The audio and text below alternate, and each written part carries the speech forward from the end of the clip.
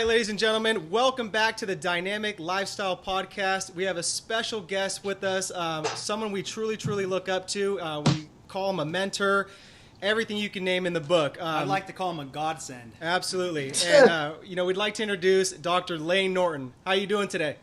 Hey, guys, I'm good. Pleasure to be on the podcast. Right on. So, Layne, what we usually do with these podcasts is we like to get right into it. So we like to just ask our guest pretty much to tell us a little bit about kind of your story, just kind of, who you are and all that good stuff. Yeah, so best way I can describe myself is I'm a geek who likes to lift weights. So I grew up and was kind of the nerdy kid who got picked on a lot and decided that I didn't get any attention from girls, so I decided that I wanted to try to lift weights to help with that. And it did not succeed in helping with either one of those. But what it did do was give me a nice purpose with my life, which I felt like was to, make some impact on the fitness industry. So when I was in undergraduate school, I knew I always wanted to do some kind of science. And I don't know, biochemistry seemed like a natural fit in that it was, the study of the human body. And about 3 years into my biochemistry degree, I suddenly realized that, hey, I'm going to be a professional in a year, and I have no idea, I have no idea what I want to do with my life, and I don't feel like I know anything. So, decided to go to graduate school and pursue a PhD, and did that at the University of Illinois in nutritional science under Dr. Don Layne in protein metabolism. And along the way, won a pro card in natural bodybuilding, won some pretty good sized natural bodybuilding shows, and also did pretty well in powerlifting. So, I guess, I don't know, I've kind of been in the fitness industry from all angles. During the time I was in, I guess most important thing was during the time in graduate school, started my own business. That's where you guys started working with me, I believe, I was still in graduate school. Yeah. I think I had like a year or two left.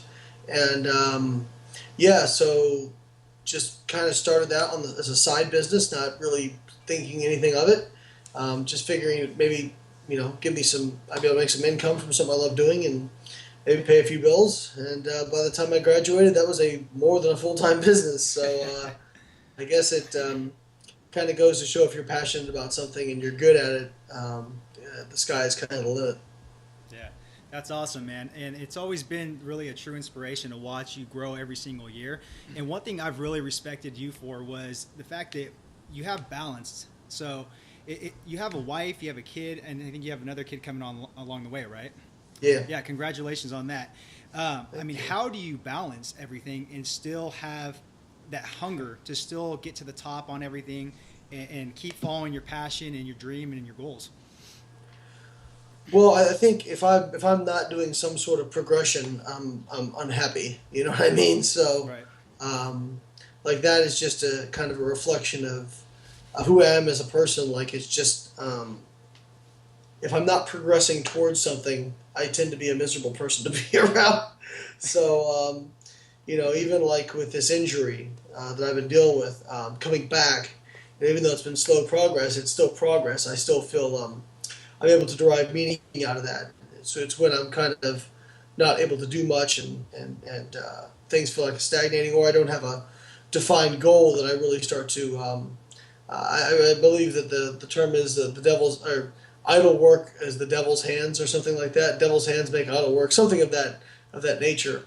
And I'm a firm believer in that. So I always try to have something. In fact, when I got out of graduate school, I remember I graduated my PhD, and right after that I did some natural bodybuilding pro shows and did really well in those.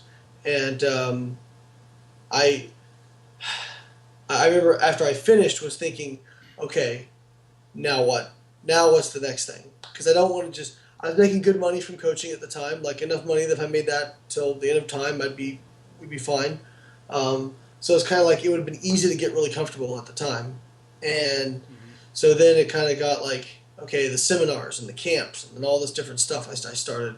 So I'm always like trying to push myself. And I'll be honest with you, like I strive for balance in my life, but balance is something that you're never going to quite always have the handle on. Right. It's like Eric Helms describes it very well. It's like walking a tightrope.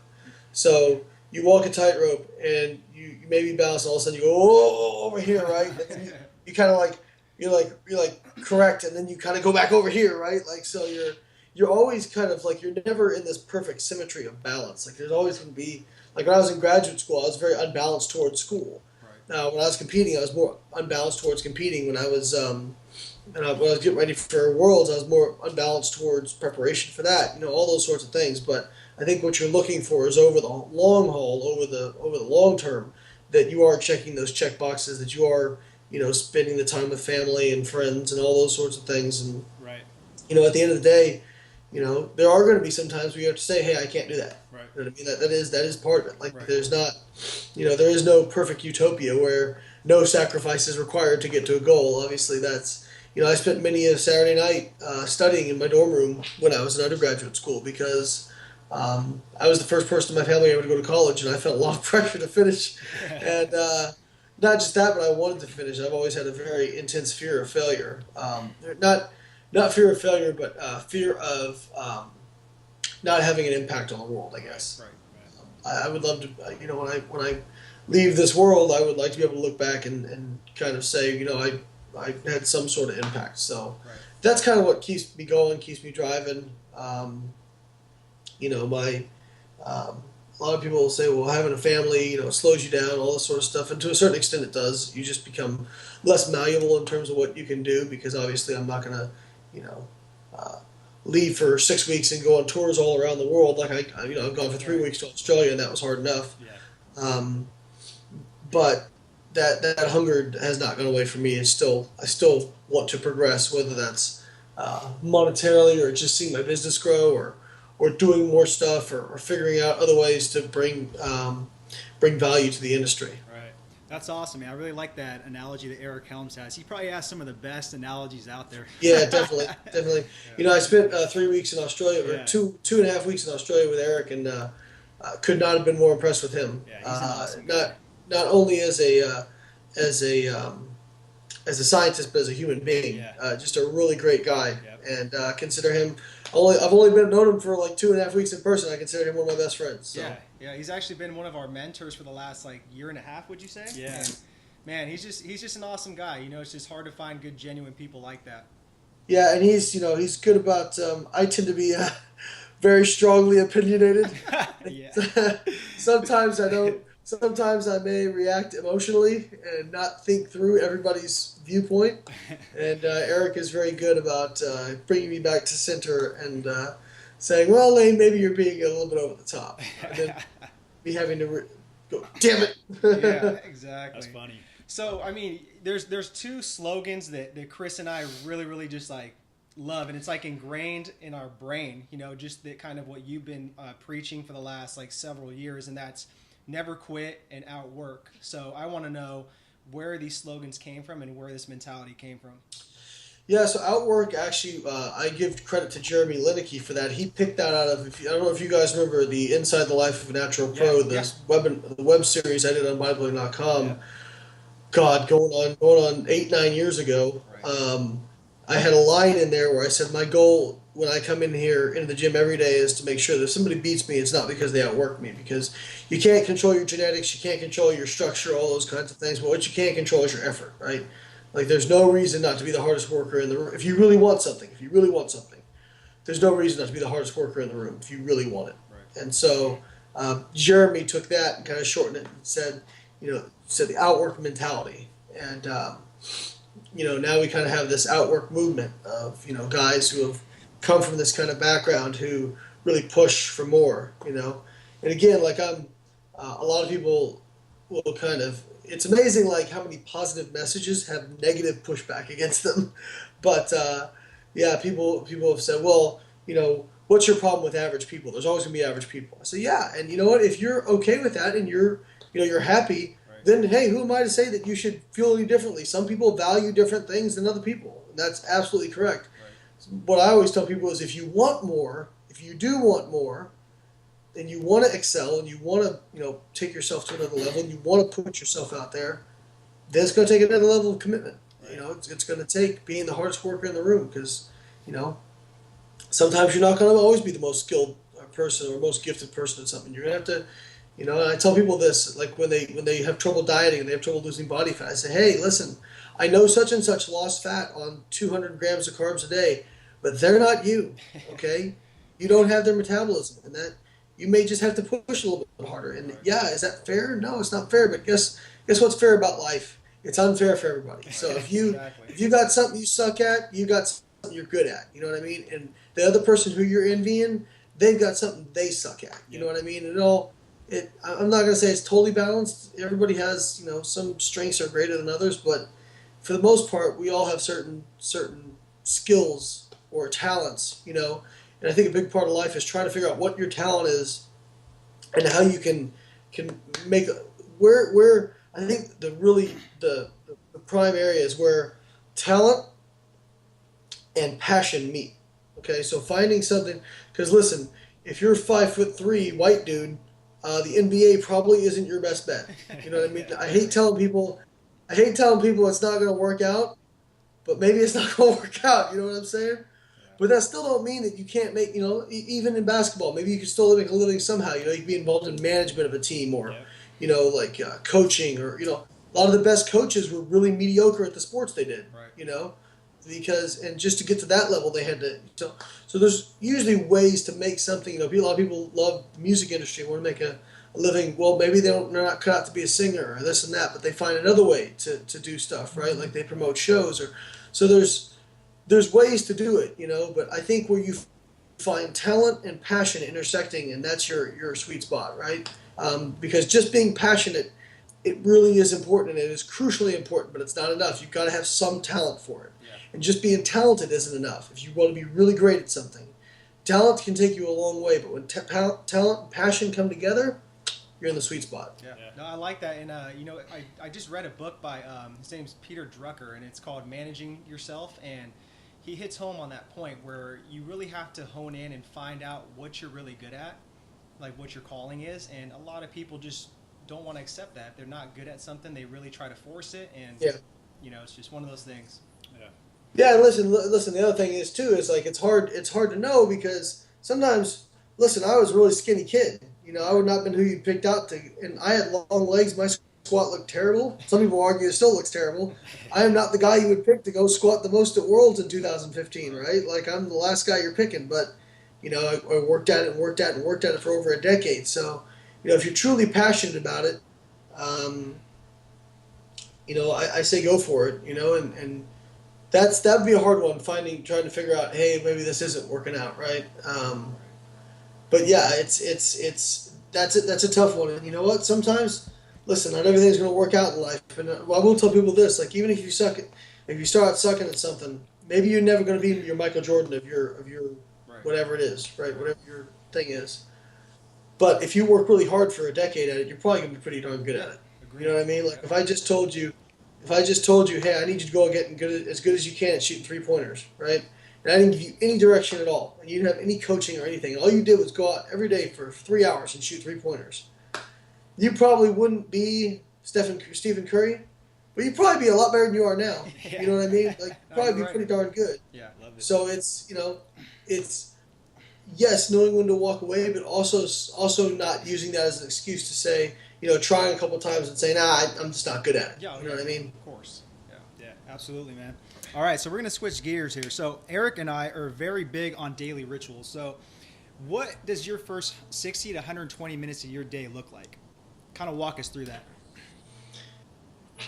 Yeah, so typically I wake up and I don't know, you can call it a bad habit or good habit. I reach over, grab my phone, make sure the world hasn't exploded while I was sleeping, and check my emails, make sure everything's all right, and get up and I'll make breakfast, and I'll have breakfast with the family, and usually, you know, play around with Robert for a few minutes, and then I'll go. I guess the one ritual I have that I consider really productive in the morning is I'll go, and usually when I'm getting a shower, I'll put on some kind of motivational speech. Okay. My go-to is obviously Les Brown. That's my boy. Yeah. Love Les Brown. So I'll put something from him on, or maybe I'll put on music, but it's usually like inspirational, kind of motivational, charged up, you know, music. just something that focuses me for the day and gets me in a positive frame of mind. I think, you know, it's funny. Like I watch my son, and he's 3 years old, and his life is 5 minute increments. You know what I mean? Like if he's happy about something, he's the happiest person in the world. You know what I mean? And then he can go from that to be the most pissed off person in the world in like 30 seconds. You know what I mean? Like whereas if you and I wake up and we're really happy, like it usually takes quite a bit to rattle us off that. And if by the same token, if you wake up and you're in a bad mood, like something sets you off in the morning, something like that can affect your whole day, right? Because we have memory and we hold on to stuff as the older we get. Yeah. And so I try to do something that puts me in a positive frame of mind, right when I wake up. And listen, it's not always successful. I'm not going to sit here and tell you, yeah, I'm fired up every day and I'm ready to go kill it. And, some days I'm like, fuck. Yeah, it's hard. I just want to make it till 2 p.m. Like, I can just make it to 2 p.m. maybe rest of the... And listen, like, some days, I tell people, like, some days you're going to wake up and you're going to be ready to crush it, and so go crush it, right? Like, that's the days where you get... It's like training. You go get it. Yeah. And some days you're just trying to survive, and that's okay. Like, knowing when those days are and just grinding through, like, there's something to be said for just saying, well, I can't see, like, maybe you're having a really bad time, you got a lot of stress in your life, who knows, like, but just looking ahead and saying, you know what, I'm not dead, so I'm just going to try and get to noon, and then I'm going to try and get to 5 p.m., and then I'm going to try and get to 7, and we're going to get to bed, and then we'll see what tomorrow brings. Yeah. You know, that's, there's been times in my life where that's gotten me through, you know. Cool. And so do you train like at the same time every day, or does that just kind of vary on what the schedule looks like, or? Yeah, it's a lot of it's schedule dependent, but if I have my druthers, I like to train like early to mid-afternoon, like probably around 2 to 3 p.m. Yeah. That's when I feel best, and that's when I usually perform best. All right. If I have to go late at night, I usually do all right. Morning, I usually do but you know, I can make any of them work. It just depends on my schedule and my son's schedule, that sort of thing. Got it. Gotcha. All right, so let's shift gears here. So we're pretty much 6 months into the year. We have another 6 to go. So what are your goals for the rest of the year? Oh man, put me on the spot. You know, I my goals are to get a lot more content out there, specifically to get like one article a month up at bodybuilding.com. I really fell off doing that. The problem I have is I don't like writing fluff articles. I don't like recycling the same old garbage. Yeah. Like, hey, here's another article about how great protein is. Yeah. Oh shit, you know what I mean? Like, so, you know, like trying to come up with something novel, something that moves the needle, something that people find entertaining but educational at the same time. That can be difficult. So that I have a certain number in mind. I want to hit for. Oh, pardon me. Need some coffee? You guys are on Pacific time. Hey, I'm on Eastern. We like it, man. Keep it authentic. I'm on Eastern nap time. You know, I actually took an hour nap before this because I was like 7:30 and I was falling asleep at my computer, and I'm like, I'm not going to make it to that podcast. I know this question's off topic, but what time do you usually go to bed? Actually, I usually go to bed like midnight or 1. I think I woke up today. I had some stuff I had to take care of. I got a little bit less sleep than normal, and I think maybe I was a little restless or something because I've just been tired all day. But yeah, so I have some numbers with carbon I want to hit. I really want to get Avatar up to 10,000 users. I think that would be sick. That'd be so awesome. Yeah. And it's just such a cool service that people are loving right now. That we have 4,000 right now, and people are loving it. So I'm kind of like trying to figure out where to make the next leap with that, and we've got some ideas coming up. We have some program writers really working on some stuff, and we're always improving it. So some ideas with that, and then goals. I mean, I've kind of backed off professional goals for this year just a little bit, just because I do have the daughter on the way and that sort of thing, and so it's a little bit more family orientated. Right. But yeah, I would like to do another. I actually do want to do some seminars out in California. Yeah, that'd be so, sick. Yeah. You guys are a little biased, right? It's like finally, you guys need to come here in LA. Yeah. Well, I'm actually that's where I'm looking actually. Yeah, so nice. yeah, so that'd be cool because I've never gone out to the West Coast and done seminars, so I think it's probably long overdue. Yeah. And then just continuing to grow the social media stuff. I mean, you know, like it may sound very what would you call it, shallow, but I'd like to get my following, up close to that 200,000 follower mark on Instagram and Facebook and whatnot. Just because it's pushing, it's pushing. I'd like to think I'm pushing good information, so the more people I can reach, the better. Obviously, I'm not a clickbait guy, so if I wanted to go clickbaity, I probably could have 500,000 followers. If I want to go clickbaity and call out every popular fitness person, and then just to make up with them, which is what YouTube seems to be, call out people and then make up with them, and then everybody's following increases, which drives me freaking nuts, to be honest with you. If I want to do that stuff, we could get there faster, but I'd rather grow it organically and genuinely and have it be a following that actually is a consequence. So those are kind of what I'm thinking of. Competitively, I don't really see a situation where I'm getting back on the platform this year. I'm healing up, but it's just been very slow. And so I'm thinking next year to get back on the platform. But I won't do it until I feel like I have a legitimate shot at beating what I've done before. So if it takes, if I can be ready in spring, great. If not, summer. If not summer, then fall next year. But I think next year I'll be able to get back on the platform. Gotcha. Right on. Cool, man. So since we're on this same topic, I want to get a little bit more detailed with this. So something I'm big on is the 4 pillars of life. So health, wealth, love, and happiness. So what are, give me one goal in each of those categories on what you're trying to improve on these next 6 months. Let's see. Health-wise, obviously getting my hip healed up, getting my neck healed up, and doing a better job at trying to keep stress out of my life as much as I can. I tend to not let things roll off my shoulders as much as I should. I do let quite a bit of stuff roll off my shoulders because I get a lot of flack that people don't ever see. But I probably don't do a good enough job of just completely letting everything go. And there are some people who really do a good job of that. And I think my problem is I'm just a passionate guy, and I wear my heart on my sleeve. And so if you say something I don't like, it really bothers me, like pretending like it didn't bother me, if that makes sense. Yeah. So, but I want to do a better job of not letting that stress negatively impact me. Let's see, so that's health. Wealth, it's always hard for me to talk about finances because people think if you make money these days that you're an evil person somehow. I know. Yeah, politicians seem to think the same thing, even though they make a lot of money. So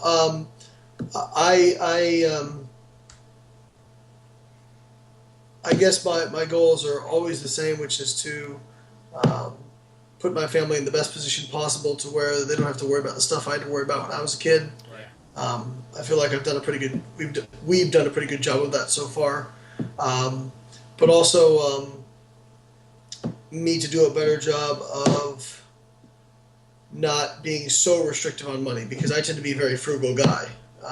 And frugal to the point where it probably I spend most of the money I spend is in the business and fishing. That's this guy. He's the frugal twin. I'm frugal as hell, but I got it from my dad. So yeah, listen, there's pluses.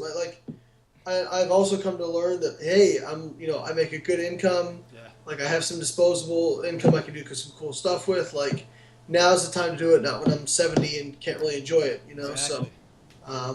So trying to do that, but also like progress saving, all that kind of stuff, and then that's part of that balance. If it was up to me, I'd just hoard all my money and keep it in the cave and just throw it all to my sons. They say they can't. People say, well, you can't take it with you. I'm like, no, but I can give it to my kids. And to me, like I was just as happy making $30,000 a year as I am, making much more than that. And for me, it's more about the time I spend with the people I care about and our relationships and that sort of thing. And obviously, like money allows you to do more cool stuff. That's the difference, But I want to make it so, my son wants to go, like, who knows, gets accepted to some great Ivy League school and it costs $80,000 a year. I want to be able to do that for him if he really wants to go, or he wants to go to space camp or scuba diving in the Bahamas or what. Like I won't be able to do that for them, and give them. I like to spend money on experiences. I don't like spending it on things. Right. I spent money on a boat because that allows me to make different experiences, which I find fun. But like my car, and I'm not hating on people who like nice cars. Like I'm just not a car guy, but I drive The same car I've driven since 2008. This is the same car I had in graduate school. A 2003 Oldsmobile Alero. I've had friends of mine say, "Dude, that's embarrassing." Like, I'm rolling up to these shows, like the big, like the Tampa Pro Show. I'm rolling up my Alero. Everybody else is driving like Bentleys and Hummers and all this kind of stuff. And I'm like, well, whatever, you know. I actually like that car. So, dude, I'm with you, man. We live out here in LA. Sometimes we go to Hollywood. I'm driving a '96 Honda Accord. I can give I can give two shits, man. I mean, really, I just don't care about. They're just materials. Yeah, I mean, you know, and listen, I'm not hating on people who like nice stuff. Like, that's fine. Same here. You know what?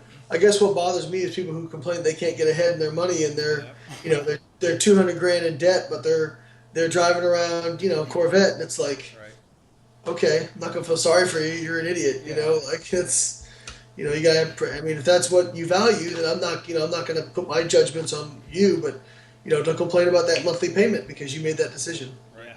Gotcha. All right, so we got love and happiness.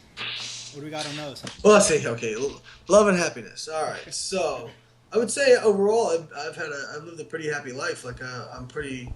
For most of my life, I could, you know, say, hey, I'm happy. I like who I am. You know, this is me. If you don't like me, that's cool. But I'm not going anywhere because it's just who I am. You know, I think at the end of the day, like, being ourselves is the best thing that any of us can be. You know, in terms of like being happy. I think when you try to start changing for people or having to hide who you are because you worry about what other people think, like, I think that's where we like really get to be unhappy. You know, living. If you're living a lie, that sort of thing. Yeah. And then love-wise, I mean, that's the kids, man. That's the fam. Like, just trying to be a good dad, you know. I worry about that a lot. I say that a lot. I'm like, I'm worried if I'm doing a good job. And, you know, I had somebody say, well, the fact that you ask if you're doing a good job probably means you're doing a good job. Right. So, yeah, I mean, it's just, you know, kids change things a lot. And, you know, I always tell people it's 90% chaos and 10% amazing, but that 10% amazing is what keeps you coming back. You know, like, you can make that argument for anything that's worthwhile, though. I mean, I can make that argument for grad school. Like, it was probably like 99% suck ass, 1% amazing. Yeah, with that 1%. Yeah, but 1% made it worth it. You know, you grind. And, exactly. You know, you got to be. Listen, if you want to do something great in your life, you better be okay with delayed gratification because it's going to take a while. You know, look at all these people that, like, you know, spent years just like grinding, and then like you get. I remember they asked this I forget what artist it was. It was an artist, singer. They said, you know, you're like an overnight sensation, and she was like. She's like, I've been doing this for 15 years. Yeah. Like, since I was 12 years old, Right. all I could dream about was singing. And I sung every day until, like, my voice would crack, you know? Like, and I worked, and I faced hundreds of rejections from record companies who didn't want me and this and that. It says, so to you, maybe I'm overnight to success, but for me, it's about damn time. Yeah. I always really felt that way because I'll have people that'll say, like, since 2013, like, I've kind of gotten much more popular. I said, wow, you really, like, had a lot of success. I'm like, like, yeah, well, you didn't see me 10 years ago, Yeah. you know, posting on internet message boards when nobody gave a shit, you know what I mean? In the actual trenches. Yeah, exactly. Like that. I mean, people say, I want to do what you did. I'm like, okay, well, I made about 100,000 posts on different bodybuilding forums. I've answered, based on my calculations, around 250 to 300,000 emails for free over the past 15 years. That's not just clients. That's other people expecting nothing in return. Right. It's probably closer to the 200,000 in, actually, now that I think of it, with clients out. But then, you know, go get a PhD, you know, not necessarily, but go get an advanced degree, go win bodybuilding shows, go win powerlifting, like all this kind of stuff. Like, it's like, well, and I'm not, hey, so, like, I remember when I first met Dr. Joe, and you guys know Joe, obviously. Yeah. I was 19 years old, and he was prepping me for my first show, and I sat down, and he's sitting there giving me the plan, you know, and he's like, and I'm like, man, I'm thinking in my head, this is so cool. This guy coaches bodybuilding for a living, and I like blurted out, I'm like, I want to do it. You do. Right. And he looked at me, and he's like, at the time, I thought, yeah, right, kid, because, you know, he's like, most people say that they don't know everything that goes into it, and he goes, And like years later, he told me, he's like, "My God, you went and did it." Yep. So That's yeah, awesome. you know, it's I think that's we tend to romanticize those sorts of things that you can. In reality, yeah, there's some overnight sensations, but man, that usually the overnight sensations don't last long because No. they didn't put that No. grind in. Exactly. If you don't put that grind in, I mean, look at people who win the lottery. 80% of them in 10 years they're broke. Yeah. You know what I Exactly. mean? Because I'm not hating on people who play the lottery, but when you win it like that, it's like it wasn't yours. Yeah. You know what I mean? Yeah. Like you didn't grind for it. Yeah. You don't appreciate it. It's like if your parents give you a car, what happens? You trash it. You know what I mean? Like Exactly. whereas if you had to buy it, like you treat it much different. You Yeah. know, so Exactly. yeah, I always tell people like embrace the grind because it's gonna be what makes the payoff so worth it. Absolutely. If it was easy, the payoff wouldn't feel the same. Absolutely, man. Well said. Well said. So we know that life is like an emotional roller coaster. We all have adversity to overcome. We all get curveballs thrown at us. We're facing a huge curveball right now, but we're gonna get over it. We're confident. So what would you say your lowest point in your life was, and what did you learn from it, and then how did you overcome it? There's been a few of them. I guess graduate school sticks out when I was almost put on probation, academic probation for basically not getting shit done because I had just failed so many times at the different analysis that I was trying to get done that I just became gun shy and just stopped trying. To be quite honest with you, and I remember I missed a meeting with my thesis advisory committee, and Layman called me into his office and it was like close the door, and I'm like, oh shit. And you know what though, he didn't yell at me, he didn't scream at me, he just was very matter of fact, and he said, listen, a PhD isn't for everybody. There's nothing wrong with going and finishing and doing a master's and being done with it. He's like, but if you're going to do this, you need to do this because you're at the best university to study what you want to study. And so you are taking somebody's spot right now who could really want it. And I remember like at the end of that conversation, and he wasn't mean about it. Like he was just very matter of fact, and it was all 100% true. And at the end of it, I said, hey, you're right, and I'm going to fix it. But I just remember feeling like, this guy, graduate advisors, they invest a lot in their students. They're putting money into them, they're putting time into them. They're picking them over somebody else. So, I just felt really, really bad that I let this guy down. And so I just decided I was going to do whatever it takes to grind through it. And I mean, I've had some other times, when I was younger, a kid, like I wouldn't say I was depressed. I think if enough bad stuff happens, anybody can become temporarily depressed, but I don't think a depressive personality is who I am. But I had very low self-esteem and was really hard on myself because my peers didn't accept me. Right. And so I think part of me reacting to people is probably because of that, because, I was picked on and bullied when I was a kid, and so now it's kind of like, well, I'll be damned if I'm going to be bullied as an adult, you know what I mean? Yeah. Those are some of it, and then obviously like some of the injuries I've gone through. Like I don't want to make weightlifting out to be is more than is, but hey, at the end of the day, weightlifting is a huge part of my life. Yeah. When that gets taken from you, like, does it kill me? No.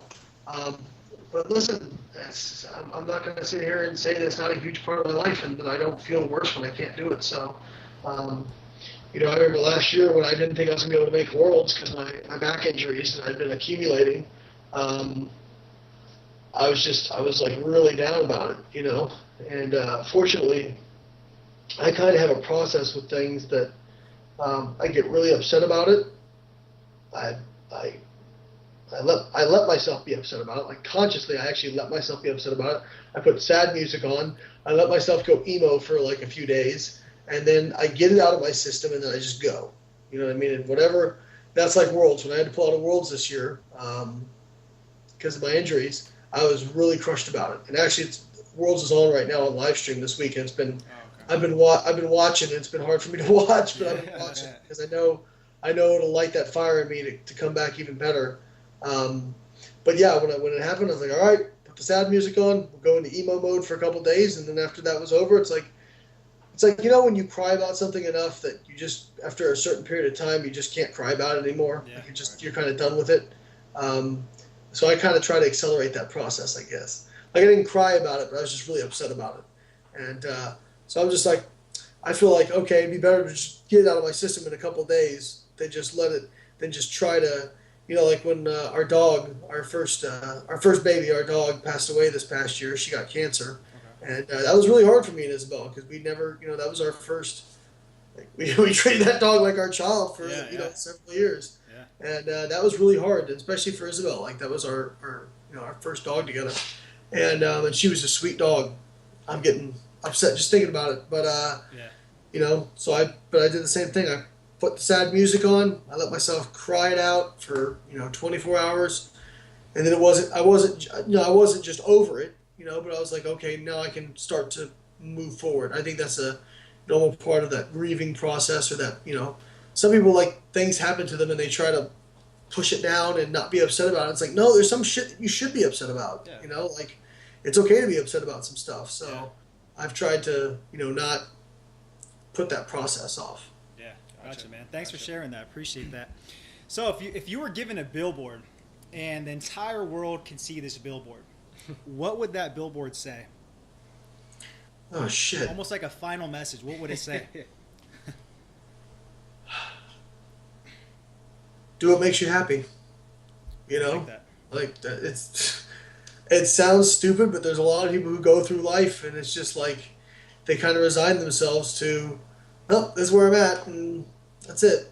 And hey, if that's something you're happy with, because I've met people who genuinely were happy with just having a 9-to-5 job, getting to do their hobbies on the weekends, and having a family, and there is nothing wrong with that. I do not want to put I'm not a Democrat. I'm not trying to force my values on other people. Or sorry, Democrat or Republican. I'm not trying to force my values on other people. Sorry, all Democrats are Republicans, which is like 99% of everybody. So I just offended everybody. So, but I always say that about politicians. They want to legislate morality and legislate happiness and all this kind of stuff. And, I try to. My philosophy is very libertarian, not just political, but just about life. Like, I try to be. Over the past year, I've become way less judgmental. Unless the only people I'm very judgmental about are people who I feel are just outright scammers. You know what I mean? Just outright, they'll do anything for money, and they don't care who they hurt or who they lie to, or how many people they lie to. So, but I've become way less judgmental because it's like, you know what? I think everybody really. I think most people. I don't want to say everybody, but I think most people really are trying to do the right thing. That I think where the nuance gets is that we all have. So it actually politics is a great example of this, right? So most people fall into 80% of people probably fall into one or two political parties generally, right? But why? We see the same world, because we have a filter, right? Like we have a prism, and as that we take that world in, that prism bends it to whatever our feelings are and our emotions and our experiences, right? So that's why you could get somebody who's a Democrat in a room feel very strongly about that, and get a Republican in the room, and even though they both can be good people, they can't see eye to eye just because they don't have the same life experience, the same background, all that kind of stuff. It doesn't make. And I tell that to people who are, I'm like, do you really think that half of all people are just evil people who want to, be, jerks and make it miserable for the rest of us? Of course not. I think most people are trying to do the right thing. It's just that, perception gets skewed, and and that's with general stuff. Like obviously, if we're talking about like, I don't know, not murdering somebody or rape or anything like that, like there's some ubiquitous societal norms that I would say, do what makes you happy. Well, killing people makes me happy. Well, don't do that. Like that's okay. So actually, my billboard would say, do what makes you happy, so long as it does not bring harm to others, or causes minimal harm to others. Because sometimes you can't. Sometimes you got to break a few eggs to make an omelet. You know what I mean? Right. But yeah, cause minimal intentional harm to others. Okay, gotcha. Love it. Hey. Big billboard, but Yeah, it's a good statement. Okay, so now we're gonna just kind of dive into what we call some rapid dynamic questions, kind of just to like conclude the podcast and all that good stuff. So, what are you currently doing self development wise? I probably need to do more, but I really like when there's seminars and like I went for a whole day, saw Les Brown a couple months ago. Last year I saw Eric Thomas as well. So whenever people like that come to town, doesn't matter how expensive it is, I try to make it out to those and go see that, because especially like people like Les Brown, because how many times if you get a chance to see saw Les Brown live, so I had I sat through all day to wait for that seminar, because there was like a lot of other speakers, and some of them were really good, but they were all free. So some of them were trying to sell you stuff, which is fine. Like, I'm not mad at them, because that's how they pay for it, Yeah. And I got to see Les Brown speak for half an hour, so it was really cool. Nice. But so I'm always doing that. I'm listening to motivational speeches. I read books. Like I've read, financially. Like I was a big fan of Dave Ramsey's books. I read Total Money Makeover and Financial Peace and stuff. And I don't agree with everything, but that kind of set my general guidelines of how I do things. Like, I'm not a big fan of debt and those sorts of things. Trying to improve relationships with my friends, my family, all that sort of stuff. Like I said, trying to be less judgmental, because I think that's our natural inclination, is just to jump on people. Yeah. And I always tell people like social media has made it worse too, right? Because you just what if you just get some 15-second clip of something happening and you just make a snap judgment on somebody? You don't know what happened before that. Yeah. You don't know what kind of day they were having. Like, think about the worst day you ever had. Like, every single one of us, I would say every single one of us, if you took a 20-second clip of us at our worst, we could become pariahs like that. Mm-hmm. Like, you could be on the front page of the Washington Post for something you did, you know what I mean? Yeah. Or some decision you made or whatever, and you'd be getting judged for that, So it's like, so excellent example is the gorilla, right? The thing that everybody's going crazy about and blaming the mother, and this person's a bad mother and he's having a child taken away. I look at that and say, man, what a terrible situation. Like, it just sometimes I think people don't want to acknowledge this, and this goes for like some of these shootings we've had too. Like, sometimes, and this is the terrible truth people don't want to acknowledge. Sometimes bad shit just happens. Exactly. You know what I mean? Like, it's the law of the universe. Entropy and disorder is the law of the universe. So I really try to, like, with regards to the girl and the mother, like, having a 3-year-old kid, people go, I would never turn my head on my kid.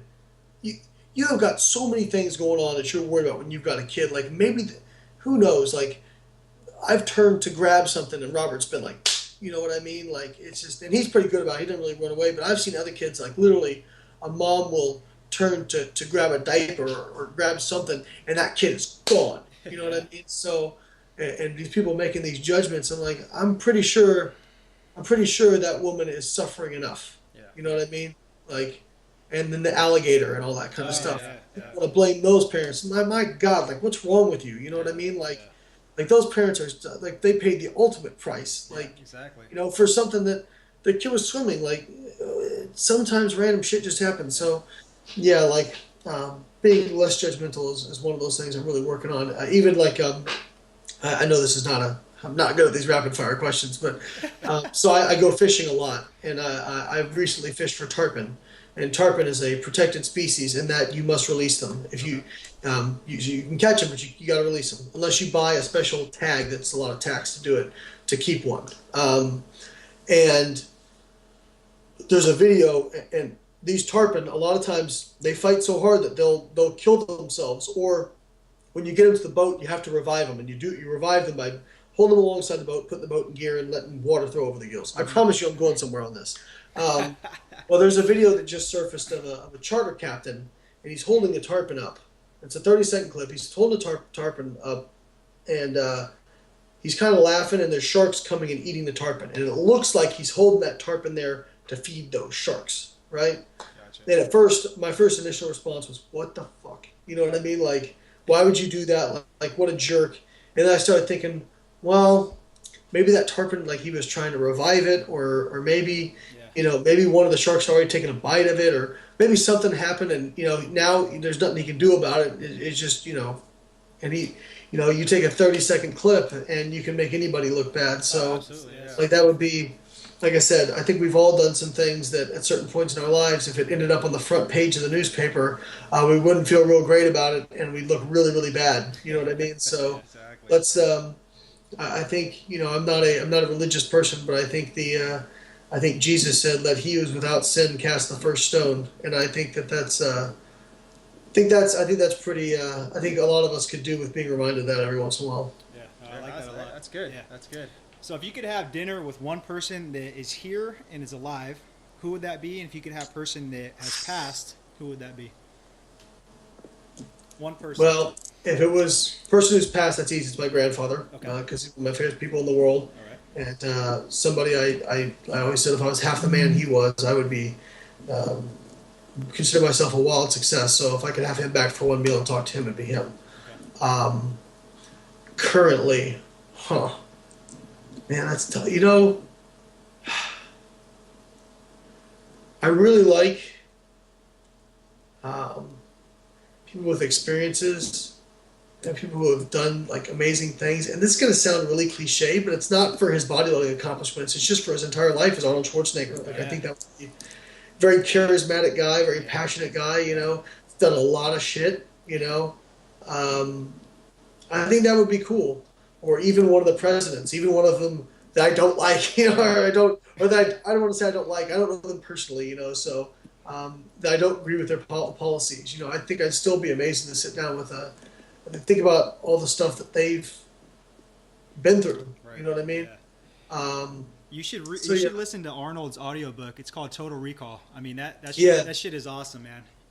Yeah. I mean Arnold, like listen, he's got kind of a rough go the last few years because it came about the affair and all that kind of stuff, and and what I always told people was say, hey man, if you're looking for somebody who's perfect, good luck. Yeah. You know what I mean? Like, good luck. I know a lot of people with them shortcomings. You know what I mean? Like, but the fact of the matter is that, dude, look at what he's done. Yeah. It's incredible. Like it's unbelievable what he's done. When he's put his mind to something, where has he failed? Yep. He just has he must have an unbelievable work ethic. And just a really funny dude too. I don't want to have dinner with somebody who's a bump on the log. But if you follow, what I love about Arnold is on social media, like he's doing his own social media, like you can see him holding the camera himself and everything. Like that's I admire that. So I think. Gotcha. I don't know him personally, but he seems like he'd be a pretty genuine person to have dinner with. So it would be less for the bodybuilding stuff as it would for just everything he's done in his life. Yeah, gotcha. Okay. So then what is your definition, as like the final question we always like to end with, what is your definition of living a dynamic lifestyle? I think about trying to be a Renaissance man.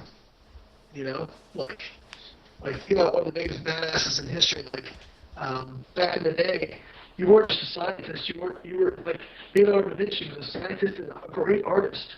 Like who does that? You know what I mean? Like who does that before? Nobody does. Nobody would do that. So trying to be diverse. Listen, you're always going to have there's certain things like I probably to the era decided to be a workaholic. And I'm trying to do that. So I try to make family time and trying to put in that effort and be better about that is something that's going to work for me. Because I tend to get too caught up in what I'm doing, and so like making a conscious effort. And so looking at your life and having, I think having a good people around you is so critical. I'm not saying we should use people, but if you have people around you who do not offer you anything, who can't make you better, you gotta start getting some fresh blood in there. I have a really great circle of people, and it's a great circle of people because they support me 100%, but they also tell me when I'm being an idiot. You know what I mean? So that's something I think is a huge benefit, and and you got that kind of support, but also people who will be real with you. I think that makes a huge difference. So I think looking trying to be objective with your life and look at it and say, okay, where am I deficient in some areas? Where am I doing well? And then also giving yourself credit when you do really well. Like, I think a lot of us, our downside is we do that, we grind, and we do that thing, and then we're like, okay, fuck that thing, now on to the next thing, right? And it's like, no, you got to be able to like enjoy some of the spoils, because if you don't, like, you're just gonna burn out really fast, right? You know. Yeah. So, I think like grind, but then when you hit it, take a minute and not sink in. You know, like when I did Worlds last year, got that silver medal. Like that was kind of the pinnacle of my. Well, to that point, I'm not saying I'm done, but at that time it was the pinnacle of my competitive career. And I remember I was a week later, or a couple weeks later, I was on vacation in the Florida Keys, and I was out my boat fishing by myself. I just took a minute and I was like, man, good job, Layne. good job. You know what I mean? Yeah. Like, and then I was like, okay, good job. All right, now what's the next thing? You know, so I don't let's enjoy that thing. You know, awesome, not like, yeah. So, but yeah, seeing places where you're doing good and saying, okay, let's keep those shored up, but then looking at places where you're probably a little bit deficient, saying, all right, how can we improve there? I think that's, you know, not beating yourself up, but being self-critical. Gotcha. All right. Okay. Yeah, so we just kind of want to just wrap this up by just acknowledging you. A lot of people don't know, man, that we've worked with you for 5 years, and I can't thank you enough for everything you taught us. And when I said that it was a godsend, I really meant that. And I've never gotten to say this to you to your face. And I've always said if I ever, met with Layne again, I would say this to his face and shake his hand, man to man, and tell him, I can't thank you enough, man. Like, I'm getting choked up right now. Like, a lot of people know we lost our dad our senior year, and we had no guidance, man, for like 2 years. It was the darkest times of our lives. And I'll never forget when I flipped through that Muscular Development magazine and I found your column, and I sent you an email, and that was literally the start of everything that we're doing right now. And I always promised myself I'll never, ever stop. I'll never, ever quit. And I just can't thank you enough, man, for everything you did for me and Eric. I mean, it's just, there's no way we can ever repay you. Yeah. You guys saying that to me is enough repayment that I'll ever need. Yeah. And it's tough, man, because he stole all my words, but I mean that's absolutely how I feel. I mean, you taught us integrity within business. I mean, you've always said, treat customers right, treat people right, and you'll be repaid. And I truly took that, to heart, and I was like, man, this is awesome. This is what needs to be done, and that's what we have been doing. And, we just really love that outwork and never quit mentality. And we were just, we have our foot on the gas pedal, and we're not stopping, man. So thank you very much. Well, I'm very proud of you guys. And, I remember you were very passionate, very raw when you started with me. So Probably there's a lot of stuff we had to work on. Very annoying. No, I remember being on. I'll tell you a funny story. I remember being on vacation, right? Vacation, yeah. You guys remember this? And being like, man, these guys are driving me crazy right now. But it was you guys were passionate. No, I'm glad. I'm glad I had the opportunity to work with you both. You guys were awesome, and obviously you've taken it to a whole new level, and it seems like your business is doing really well. So. Yeah, when I look out and I see guys like you, and I see guys like Paul and Will and Lauren and Berto and Eric, and not taking credit for all you guys, but seeing people I've worked with who have then gone on to do well themselves is man, that's the best compliment I can get.